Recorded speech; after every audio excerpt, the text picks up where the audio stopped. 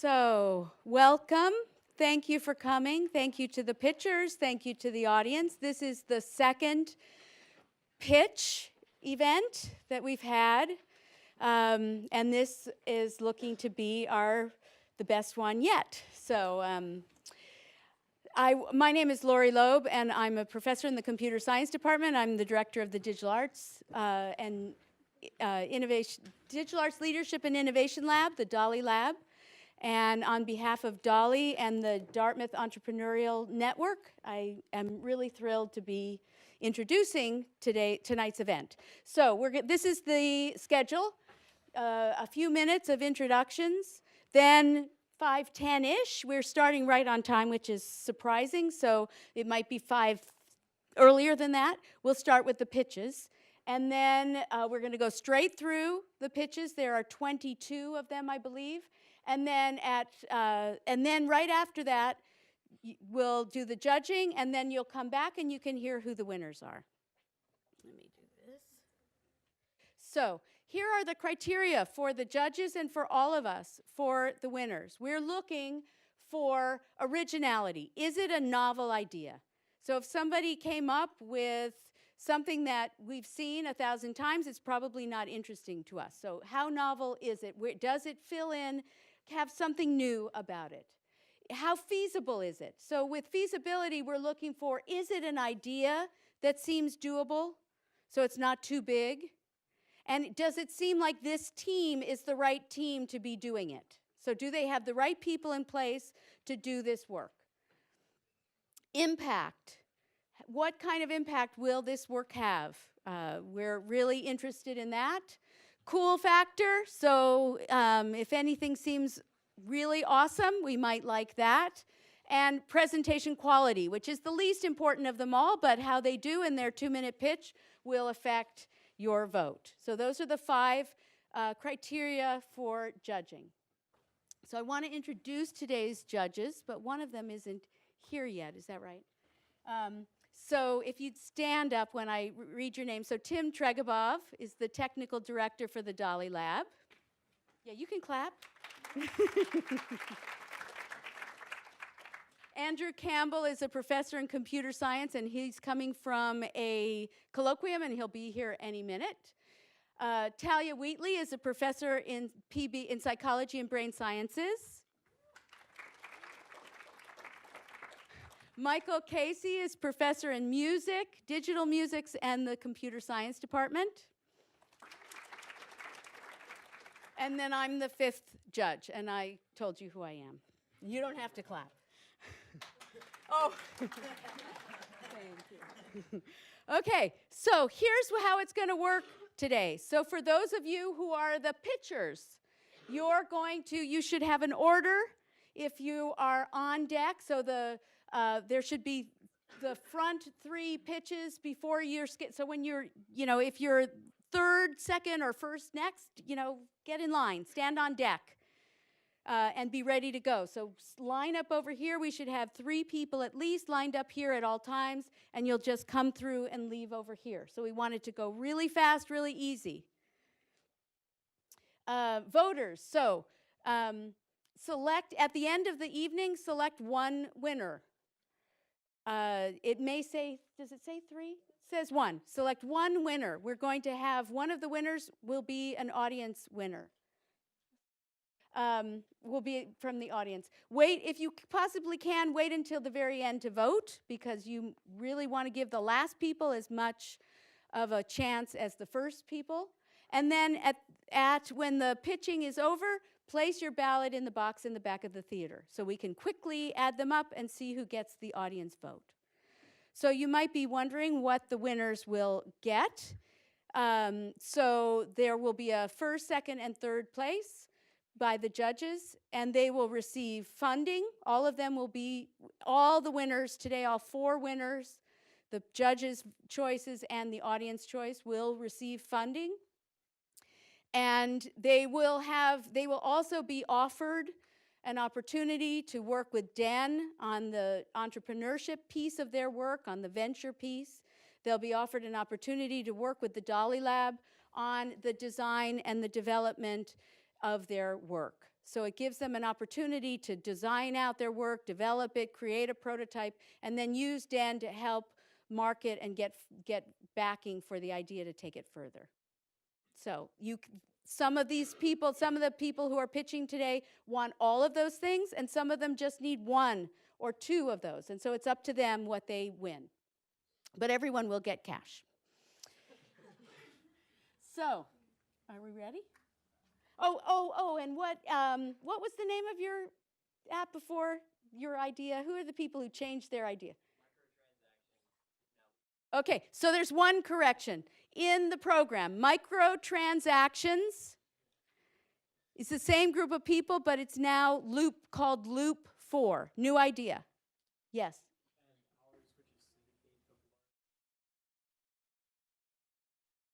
Okay, so the blurb on Civicate is incorrect. So don't look at that, just listen to the pitch. Okay, so there's just, we're working to get it right. Okay, any questions? We ready? Yes.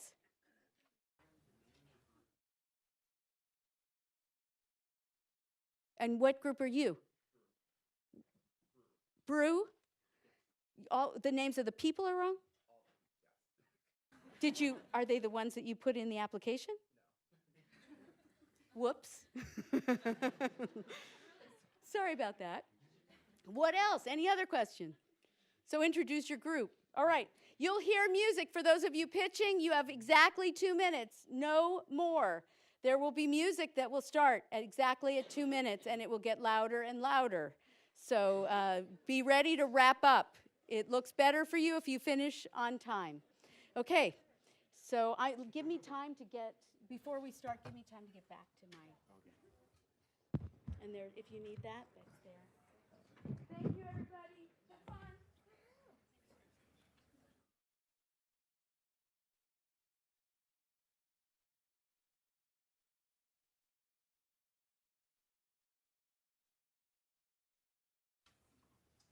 Hi, my name is George Boateng, and I'm a 16 from Ghana. In Ghana, about 5 people die daily due to road accidents. Road accidents are, in fact, the second major cause of death in the country. The major cause of road accidents is overspeeding, which accounts for over 60% of all road crashes.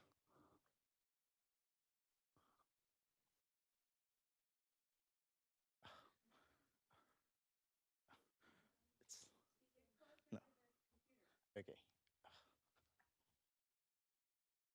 It accounts for over 60% of all road crashes. While on the roads, Ghanaian drivers have no motivation whatsoever to drive within the speed limit. One, because they are the only ones who see the speedometer reading, and they are the only ones who know when they are over the speed limit. Secondly, Ghanaian drivers know that they can easily bribe their way out if caught overspeeding on the road. As a result, they have no motivation whatsoever to be within the speed limit.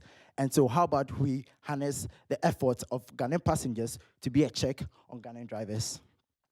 And so to do that, my solution is SpeedAlert. SpeedAlert is a device to be placed in commercial vehicles that shows the instantaneous speed of a car as against the speed limit over the stretch of the road on which the car is. And passengers will be able to know when drivers are going over the speed limit, and then be able to pressurize the drivers to drive within the speed limit. Also, the device will give an increasing beeping sound when the driver goes over the speed limit, further discouraging them from going over the speed limit. And so I have a team of young, motivated Ghanaian college students studying both in the US and in Ghana. And together as a team, we possess skills in design thinking, circuit design, microcontroller, and computer programming. And our goal is to get this device made by August 2015. We hope to sell to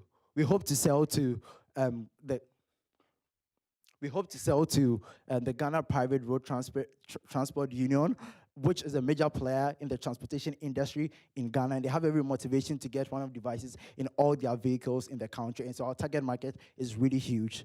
Getting funds from the DALI Lab and DEN would help us begin prototyping and eventually clamp down over speeding in Ghana, and then stop this unjustifiable loss of lives due to road accidents. Thank you.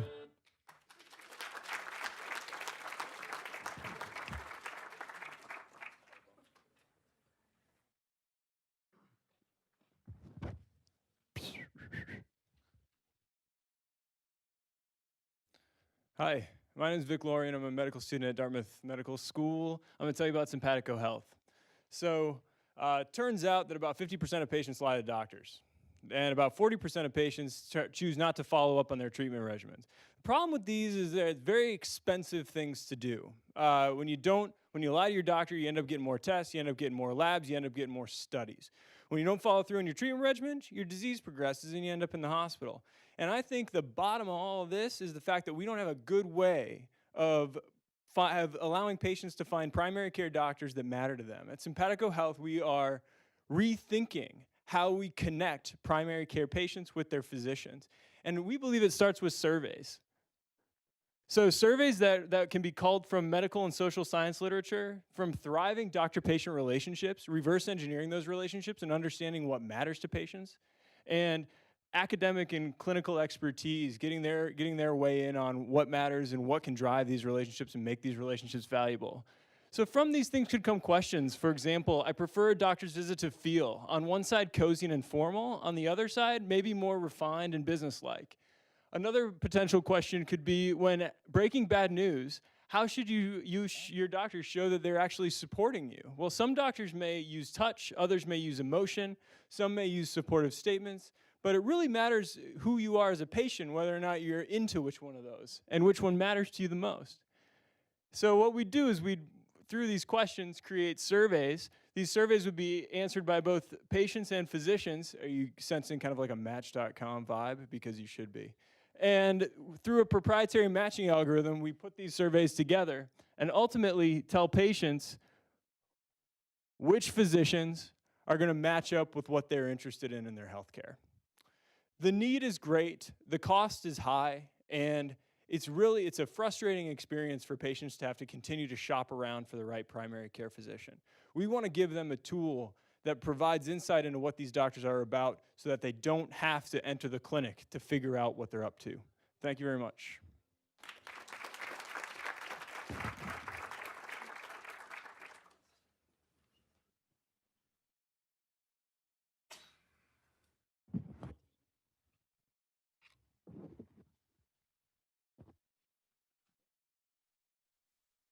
Hello, we are DV Degree, an app for ACL injury prevention. ACL knee injuries are a prevalent injury among non-contact sports, and there's been a lot of research done on the predictive indicators of how these injuries are caused, but very little done on how to translate that research into a productive training program. So most programs rate you on a scale of 1 to 3 between bad, good, and great, but there's not really any data helping you move forward with that or getting any better. So we're looking at the dynamic valgus, which is the angle between the ankle, knee, and hip, and using video and data analysis integrated with that video, you can actually create a training program that is understandable by the patients and uses the research that actually works. Okay, like Delaney was saying, that we're working on an app that will help measure, track, and visualize progress for the DV degree. And then we're hoping that this will also be a starting point to expand into other ways to share exercises and communicate between trainers and athletes. So Sophia is one of our other team members, and she's identified a need for this within not only the community of like high-level trainers and athletes, but also in the lower areas. And then we're hoping that this will improve preventive and recovery care. Yeah. So we want to use this app to provide a method of getting the research that works to the patients and athletes in a way that's understandable and can make meaningful progress.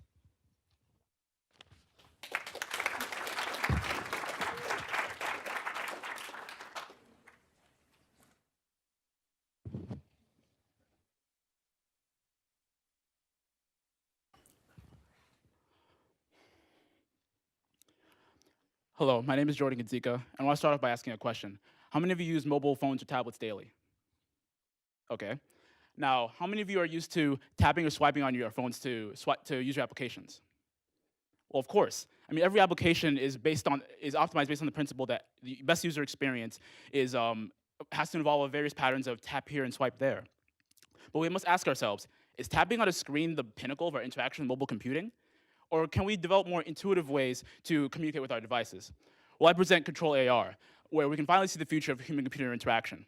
Now, thanks to third-party devices such as Leap Motion and the Myo gesture armband developed by DALI Labs, I was able to create a software that uses these devices to map the position of your arm in space and specific hand motions that you make to virtual taps, swipes, and commands that can help to augment the way you use any app on your device. Think of it as Xbox Connect for mobile. Now, you may be wondering, what does this mean for your mobile device? Well, imagine the classic game Fruit Ninja. You know how the game works. You have fruit, you swipe your finger on the screen, you get points. But what if you could actually play the same game by swiping your hands in midair like a real ninja? Well, as you'll see here, all that and more is possible with Control AR. This has the possibility to revolutionize the mobile experience by its applications to mobile gaming, music playback, art creation, and much more. Now, while I do have a working prototype, what I ask from DALI and DEN is help to ensure that the user experience and UI is seamless, intuitive, fun, and useful, for willing beta testers for my product, and for ideas on how to take this to the next level and make it profitable. So with that, I'm Jordan Kanzika, and this is Control AR, the augmented reality controller for your mobile device. Thank you.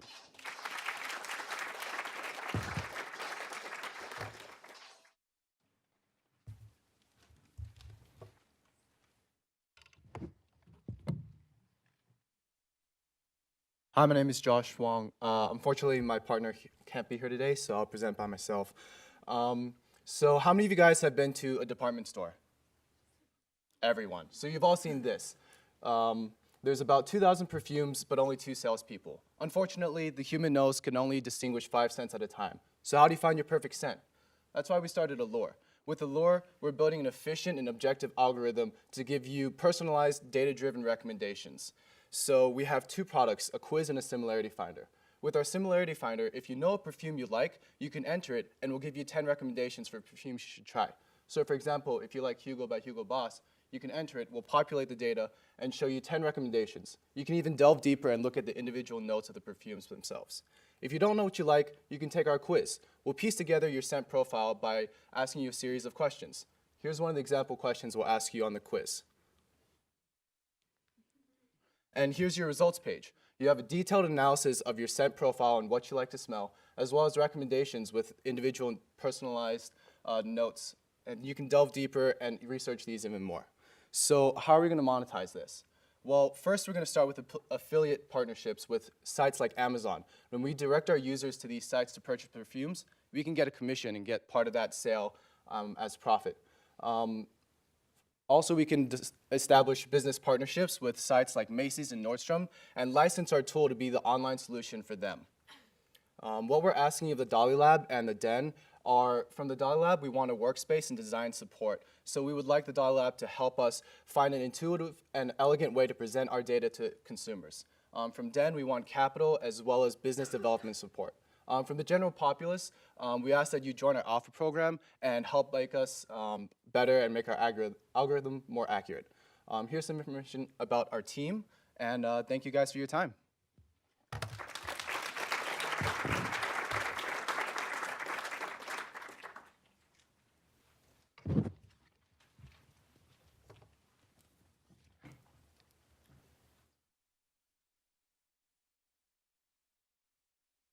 Hi, my name is Guillermo Rojas, and I'm the founder of ClarityDart.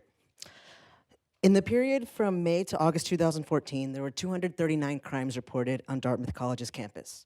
How many of you knew this, and how many of you know where to find this information? According to US law, all universities that receive any type of federal funding must compile a daily crime log and make it available to the public. Out of the 8 Ivy League universities, only Dartmouth College and Columbia University do not put their crime logs online. The universities that do, such as Yale at Harvard, upload spreadsheets of their crime log. I wanted to make Dartmouth's daily crime log not just accessible, but also people-friendly. So I created ClarityDart, which maps each crime according to the location of where it occurred. You can sort crimes according to type, and you can zoom in and click on icons for more detail. But I want to take ClarityDart to the next level. With help from the experienced team at the DALI Lab, we can create a native smartphone application that sends students at Dartmouth customized alerts according to their locations or severity of the crimes. We can create better sorting options for crimes according to the time of day they occurred, type of building they occurred in, or whether or not the crime has been resolved. We can update the graphics of ClarityDart to give it a more modern look. But I don't want to stop there. With universities increasingly under the spotlight for campus crimes, I want to create a ClarityDart template that can be used for any university. So university security departments or campus activists can create their own crime visualizations for their respective campuses. With design and development help from the DALI Lab, ClarityDart can not only make a greater impact at Dartmouth College, but also go beyond Dartmouth and make students at universities across the country more informed of campus crimes. Thank you for your consideration. ClarityDart is currently live, so be sure to check out claritydart.info for the current prototype.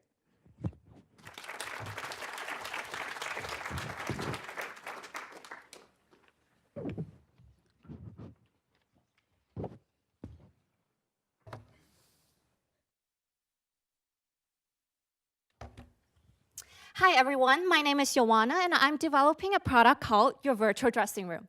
Have you ever sit in front of your laptop, shopping online for your clothes, and then you just don't know whether they fit on you or look good on you?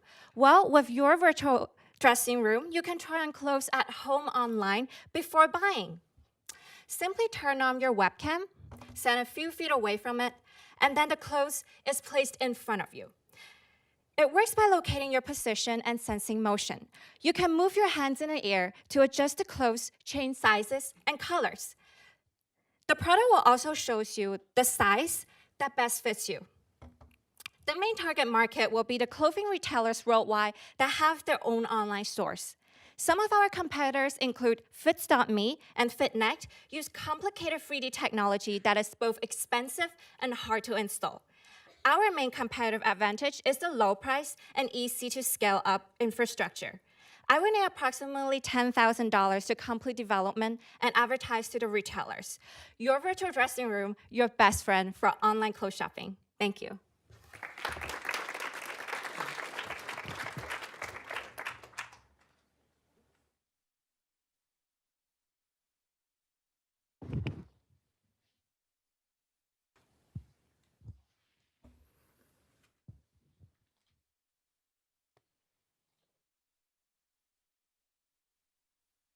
There are 2.2 millions of farms in America that contain tens of millions of farmland that must be surveyed each year by farmers. However, all they can do is hire planes, use really costly satellite images, or simply just walk their fields checking if their crops are okay day to day. This is an extremely time-consuming and expensive problem that we wish to solve with a much cheaper and much more reliable fashion. The solution we propose is a combination quadcopter and fixed-wing UAV. Our design would provide for greater lift capabilities, endurance, and video output, all in a package which is extraordinarily user-friendly. To work on this, we're a team of extremely dedicated and motivated computer scientists and engineers, and we really believe this is a product we can make succeed. Now, this isn't a revolutionary idea, and the timing is perfect. Quadcopter technology is already out there. It already exists, and it's just waiting to be improved upon. Just this year in April, the FAA passed regulations allowing for far greater commercial usage of quadcopters. Also, farmers are on board with this idea. Just this past year, a farmer in Iowa named Brent Johnson spent $30,000 on a military-grade drone to survey his lands. Other farmers are hiring from a new company called RoboFlight that uses drones to survey the lands for the farmers. Our product will be far cheaper than the one Brent bought, and we will be selling it directly to the farmers so that they can survey their own lands. We will be cutting out the middleman. To work on this project, we're asking for cash as well as assistance from the DALI Lab and DEN in developing and prototyping our product. I'm John. I'm Ian. I'm Eric. And we are Loop 4. Thank you. Thank you.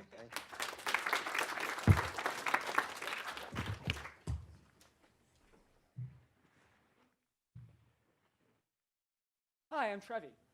Oh, let me. Hello? Hi. Okay, meet Johan.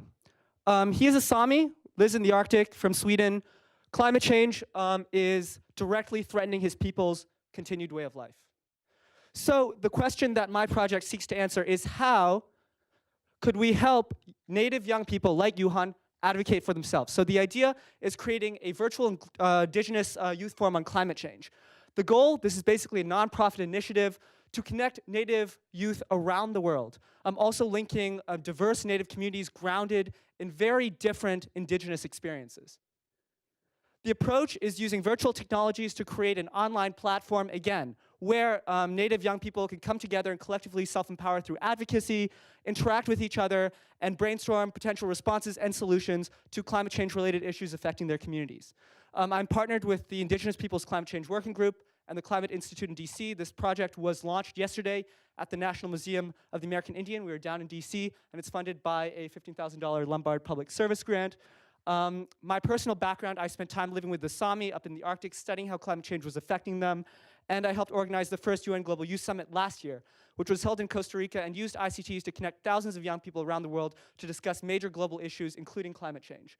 So this is the help we're seeking from the DALI Lab, so mentorship, design support, development support, and technical expertise, and I really feel that Dartmouth is the right place to launch this initiative. Given the college's historic mission, this is a real opportunity for Native students here on campus to get involved in this initiative, and also a chance for Dartmouth to take real leadership in Native self-empowerment and environmental action. Thank you very much.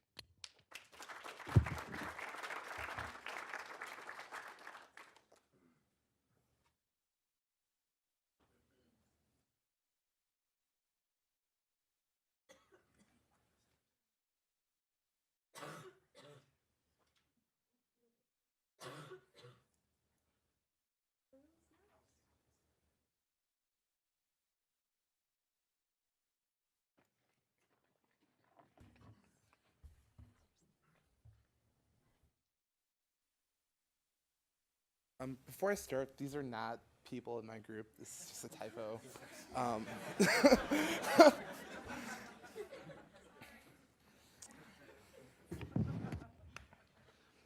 So my name is Nigel Mills, class of 2015, and I'm here to present a solution to a problem you've all probably faced before. So you are a dad, a father, a mother, a teenager, whoever you are, you're probably someone that likes to read. In my hand, I have a stack of magazines from the DEN Center. And in this stack, I have Wired, Forbes, I have Entrepreneur magazine, I have a dozen of magazines in my hand. And the problem here is that if I want to read them all, I have to sit down, I have to go through all the articles that I want to find, and it takes time, it's expensive to pay for all these subscriptions, and it's a hassle. Why bother? And worst of all, it takes up too much space. Now, what I want to do is create a solution to these three primary issues, which I've already mentioned. It takes up too much space in your home, in your car, in your backpack. It is too much to read, too much content. You may be a very avid reader, but no one has the time to sit down and read multiple magazine subscriptions. And finally, it's too expensive. Registering and subscribing to multiple magazines, even if it's solely a digital subscription, is too much money that you could easily save. My solution will solve all these problems. Solution is Brew. Brew is a mobile platform that will take all of the magazines and interests that you enjoy and put them into a mobile app.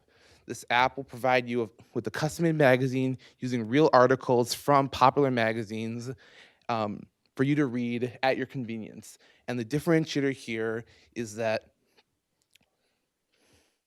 first, it fits into your pocket. You don't have to carry around large magazines again because it's all in a mobile app. Second, you have concise, targeted content. You may read ESPN magazine, but only be interested in basketball or soccer or football. Using Brew, you'll be able to read only the articles of the specific interest you want, even if it is from the same magazine. And then finally, it's a greater value because you are saving money. Instead of subscribing to multiple online subscriptions or having multiple digital subscriptions to different magazines, you only have to use Brew. Brew, just for you. Thank you for your time.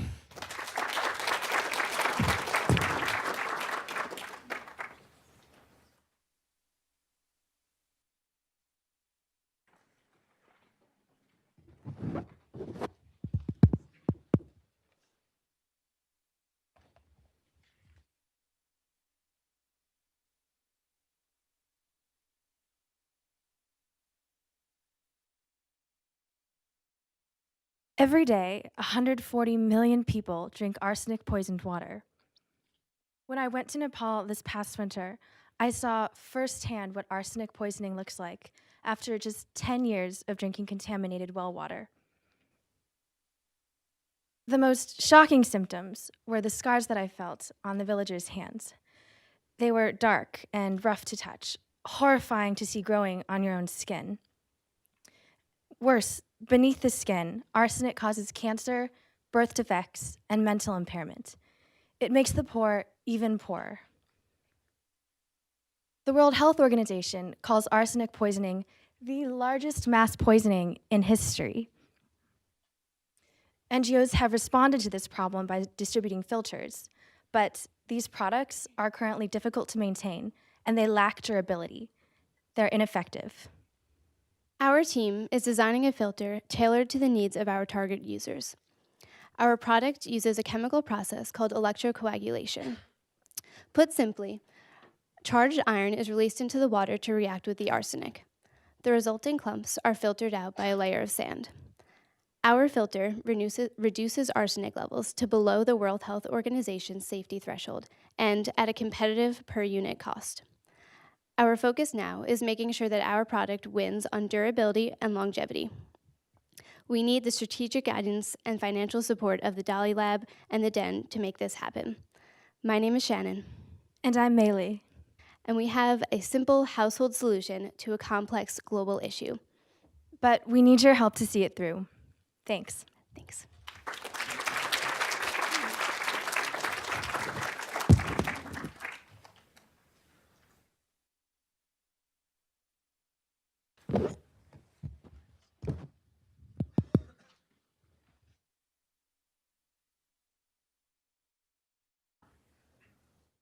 Hey guys, so I'm Matt, this is Steven. We're CS majors and we're gonna talk about RepCoin, not reps actually, the first market-based approach to reputation. So I know what my friends are good at. Steven's really good at coding, he's not good at writing poetry. But I get my advice online, and Google brings me relevant information, but not credible users. So I'm looking at Yahoo Answers, Quora, blog posts. How do I know if these people know what they're talking about? The big challenge here is that credibility is fragmented. My friend Taylor writes for campus publications, and she also writes for a ton of online sites. How can she consolidate her reputation across these platforms? My sister just released a music album and is actually getting a lot of hype in Spain. How can she take that reputation with her to the United States? So RepCoin is gonna consolidate your street cred one niche at a time. You can prove yourself as an investor by giving reps to aspiring artists and making a huge return when they get discovered. And you can create an expert online presence by getting reps for your various categories. The data from this marketplace is going to be really easy to share with all those third-party sites I just talked about. So what's so special about RepCoin's data? It's universal. It consolidates your data across all your platforms. It's quantifiable. It takes something that was previously hype and politics and turns it into something easily measurable. And it's fun. It's fun to get invested in as an expert, and it's fun to watch your investments grow. So the first niche market we're going to be attacking is the culture market. The culture market consists of aspiring musicians, artists, writers, and bloggers. We're attacking this market because users in this market want to get discovered, and there are other users who want to discover them. So now I'm going to show you a screenshot of my profile page on the real working version of the site. So as you can see, my main category is rock and roll, and next to this category, I have my content box, which will act as the launchpad to all my rock and roll music on the web. So that's RepCoin. Thank you for listening. We're asking for money for a marketing campaign and for beta users.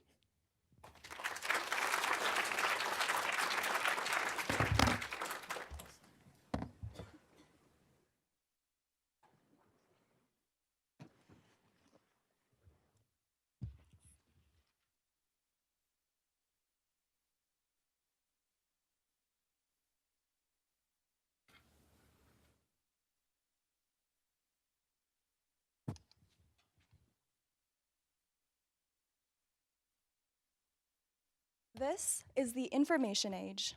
You see news from all around the world. A world where people are busy and everyone is busy in planning their schedules down to the minute. Google Maps tells me that it'll take 3 hours and 45 minutes to drive from Boston to New York. Netflix tells me it'll take 148 minutes to watch Inception. There's a clear value added from knowing how long an activity will take. But one area has been poorly addressed: reading times. Some sites will tell you how long it'll take to read an article based on the average adult's reading speed, but there's no personalized reading estimates for each article. My name is Key. My name is Amy. And we have the solution. Stitch. One second. Can you help us? So Stitch is the first content curation app that will deliver articles, a bundle of articles to users based on both user interest and estimated reading times. So our app will create initial predictions based on the average adult's reading speeds and will continuously refine these predictions by timing the users as they read. So say you have a 10-minute metro ride. You can stitch together a bundle of articles based on your interests with 3 very simple steps. Step 1, select the time. Step 2, select topics of interest. And step 3, select your saved articles from your personal docket, and then Stitch will search news sites to compile for you and deliver a very personalized 10-minute read just personalized for you. So we came up with this idea when we realized that one of the first things to go from our schedule during midterms was staying on top of the news. So our vision is to give people the power to budget their time and stay informed even when they're busy. As students studying econ and public policy, we have backgrounds in statistical modeling and practical data analysis, but we need your help with app programming and interface design. Again, my name is Key. My name is Amy. Please join us in making a smarter way to read. Take control of your time with Stitch.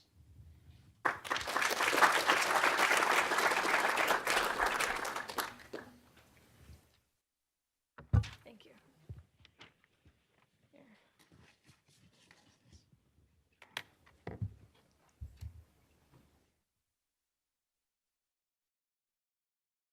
Hi, I'm Debbie, and this is In the Know, the first calendar app that has every single campus event. Barbecues, guest lecturers, workshops, dance parties, free beer tastings, you name it, are all in one place, all in one calendar. Opportunities are passing us by as we stress and struggle to find activities we would love to go to. In the Know can be organized by the time of event, by the type of event, by the group hosting the event. It can also be filtered with tags like free food, engineering, outdoors, sports, volunteer. In the Know alleviates the stress and can recommend events based on your favorite tags. Anyone, any campus affiliate, can submit their event for free, and local businesses can add their events for a small fee in order to sustain the calendar. These local events help us, students, faculty, and staff, engage with the greater community and find events we would have missed. Why stop there? You can also see other schools' In the Know calendars. Students can explore a notable lecture at UVM or break away to a Tetris party at Boston College. We need a better means to engage with each other. Not the way we have now, with thousands of emails flooding our inboxes with the same event and manually inputting times and dates, and then missing the things we would have loved. With In the Know, events can easily be synced from its calendar to yours. This should already exist. I've gotten over 30 enthusiastic responses and 40 more complaining why it hasn't been created yet. We need to ease stress. We need to grab hold of opportunities. We need to be in the know. Thank you.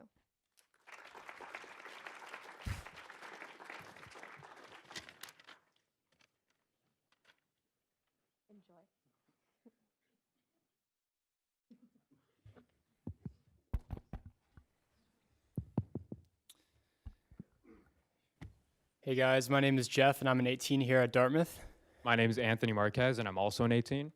Okay, quick question. By show of hands, how many of you have actually read the Affordable Care Act? And how many of you can tell me specifically how it affects you?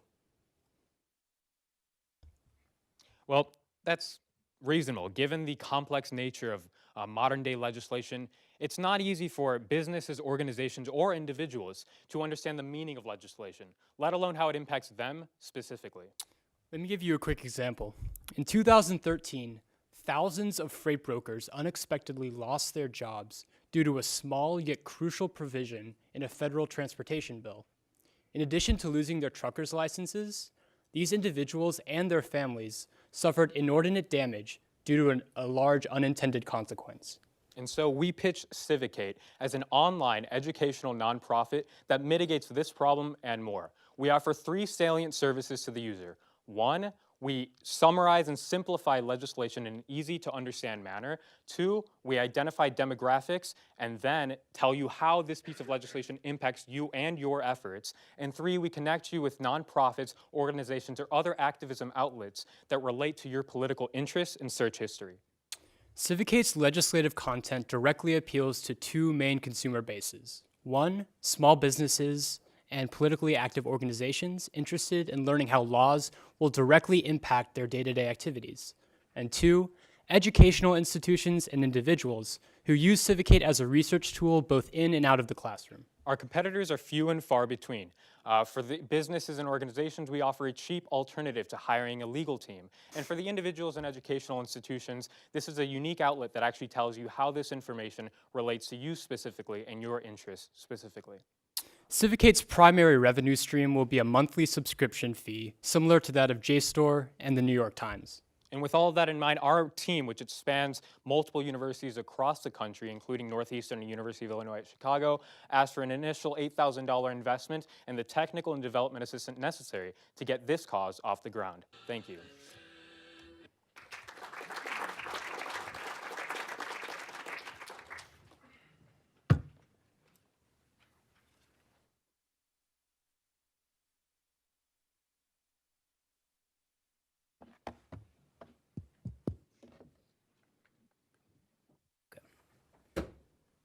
Hey guys, this is the problem.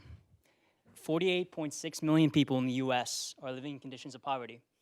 It's a breeding ground for crime, disease, and ultimately pain. So the question is, what can we do?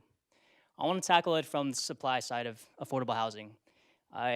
Traditional housing is super expensive. It's often time intensive. It takes a lot of people to coordinate and get things going. A lot of moving pieces. There's also the issue of mobility, and you can't really, once you build a house, you're kind of there. And also, in the face of disaster, like Hurricane Katrina, you can't relocate easily and build a constructed house super quickly. I think the solution is open source architecture.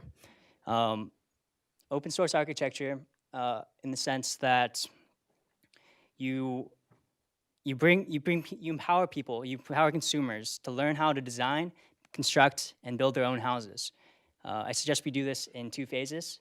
So phase 1, design and build a prefab tiny house. Prefab in the sense that it's digitally designed in the computer and then CNC routed.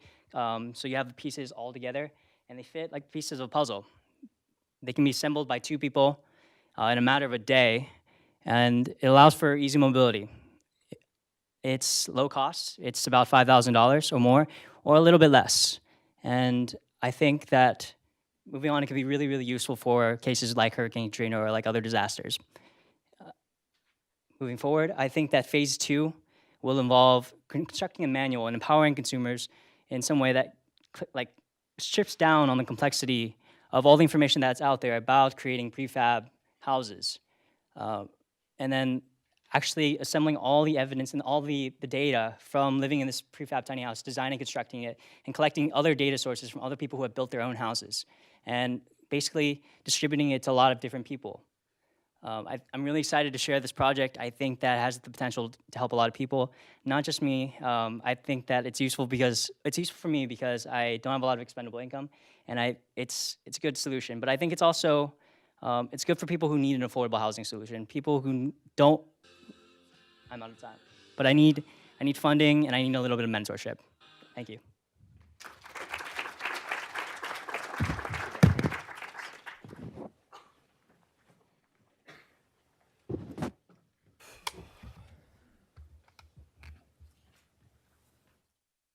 We're here today to talk about BusMe, event-driven transit. I'm James. And I'm Ryan. And we're floor mates on the DEN floor. Ski trips to Killington this weekend? Or how about the UPenn Spring Fling? What about Bar Harbor over sophomore summer? The current transit market is ineffective and underserves routes, popular routes such as these. BusMe is the solution. BusMe is a crowdsourcing platform that brings together people with a common destination. So this is how it works. You log on, you see a list of trips, and if you see one that you like, you can claim a spot on that bus. Once enough people buy enough tickets, BusMe contacts our charter bus companies that then bring the bus and the driver to the trip. This is why it works. The charter bus market is highly fragmented and as a result, ineffective at meeting all of this consumer demand. Further, the scope of our market is not just limited to the $6 billion charter bus market. We plan to convert consumers who would otherwise take alternative methods of travel. Some of these alternatives include motor coaches like Greyhound, car rental companies, car sharing platforms, and short-haul airlines. But why are we better than the competitors? So BusMe is better because it's simple and it's low cost. Also, BusMe's consumer acquisition costs will be low because travelers who set up and then recruit other travelers to fill buses, they then receive free tickets and other rewards. So that's BusMe, event-driven transit. So thank you.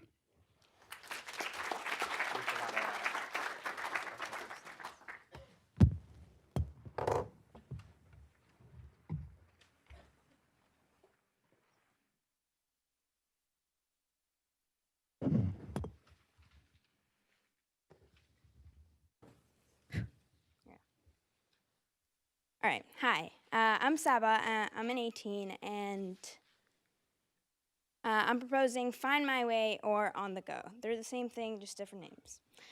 Okay, so recently I used Google Maps to go from Waterloo, Ontario to Hanover, New Hampshire. It showed me the quickest way possible I could get from Waterloo to Hanover. But the question is, why isn't there an app, a website, or a system that shows us the exact same thing indoors? So when we want to navigate inside malls or college campuses, this is not me, college campuses or airport terminals, we would need to be able to navigate from one place to the next the quickest way possible. For example, my mom, a working mother of 2, uses hours and hours on Sunday going from one store to the next in a mall when she could be using a system to navigate her, to help her navigate through malls. So why isn't there a system that already helps her do that? There is a problem. Just like GPSs help Google Maps navigate outside, there's 3D modeling that would help indoor navigation. This data already exists online. So there's competitors, for example, apps like Meili, Map. These already have the 3D scaling of many giant malls. For example, in Canada, over 23 malls have already been 3D scaled. So we can start by using these 3D models and work on just navigating people inside and indoors, like for example, going from one store to the next, the best way that they could navigate in the malls. And the second thing, like phase 2, would be using Apple's new system, iBeacon, to help users navigate indoors. This is a very new thing. Google and Apple, big companies, are already working on it, and I think it needs a lot of attention. Thank you.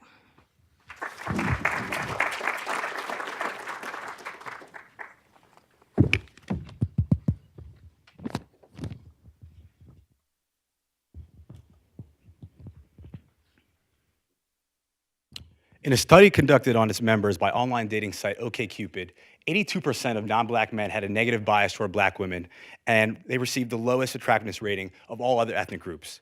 While 1 in 10 18 to 24-year-olds and 1 in 5 25 to 34-year-olds in the US have tried an online dating site or app, blacks have not been able to participate in a meaningful way because of an unfortunate racial bias. Oppositely, blacks are enthusiastic online daters within a growing $2 billion industry and utilize their smartphones as their primary connected device.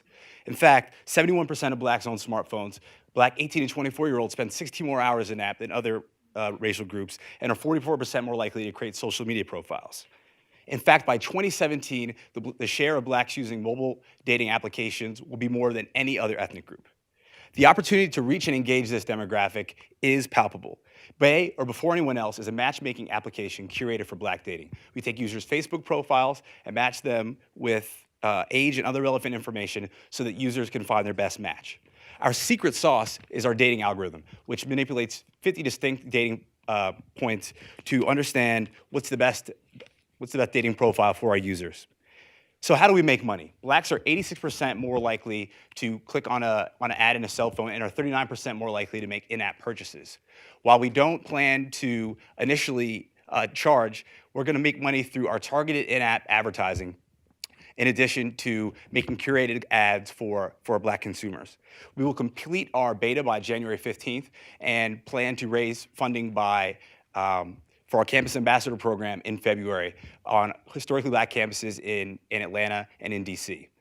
We're looking for funding as well as technical support to support our CTO to hit our launch milestones.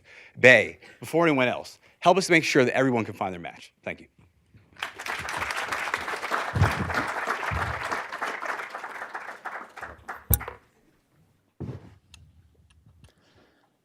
Hi, I'm Adam Gangler, and I'm co-founder of Trusker. Before coming to Dartmouth, I was a Marine Corps helicopter pilot, and I can remember one specific flight where we were flying from central Iraq all the way out to the Syrian border. It was a 2-hour flight, 2 helicopters, picked up about half of a load of helicopters, got back and found out we needed to turn around and fly all the way back there to pick up one more individual. So I had 4 hours to think about how much it sucked that we couldn't make that connection when we were out there the first time. Fast forward to when I'm moving out to New Hampshire from San Diego. The moving truck that moved our household goods was more than half empty till Chicago from San Diego. And in talking to the driver about how they find freight, I found that this is a common problem for truck drivers to have. So currently on the road at any given time, 30% of capacity is empty. That adds up to the same amount of emissions as 26 coal-burning power plants for no reason, just moving air down the highway. The reason that this hasn't been solved is that until now, the visibility into capacity on the road has been hampered by the fact that it's distributed in a lot of small players. Now with mobile technology, yeah, that's me, pretty good. Now with mobile technology, we have the ability to gather all that data from different truck drivers. Now, if we can solve that capacity and environmental problem, we can also improve the quality of life for the drivers and share some of that excess revenue that they would be earning with them, as well as lower shipping costs and improve visibility for the companies that are actually shipping the materials. So I'm Trusker, and I'd love to talk to anybody that'd like to join the team. We're looking for some funding, and we're looking also for some technical expertise to join the team. We currently have a working prototype that's putting loads that we are not making revenue on in front of drivers as we speak. So it's live, and I'd love to talk to you more about it. Thanks.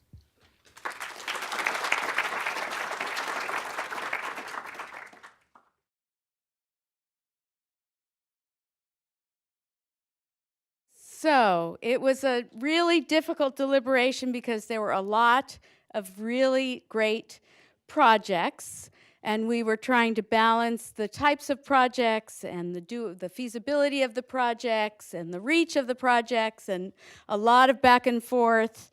And we have our winners. So I'll start with the audience award. This was a clear favorite. And the winner is RepCoin.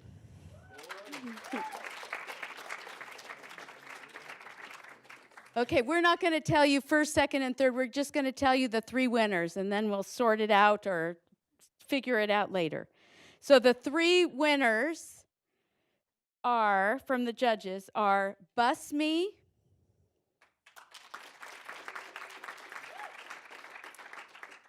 SafaPani,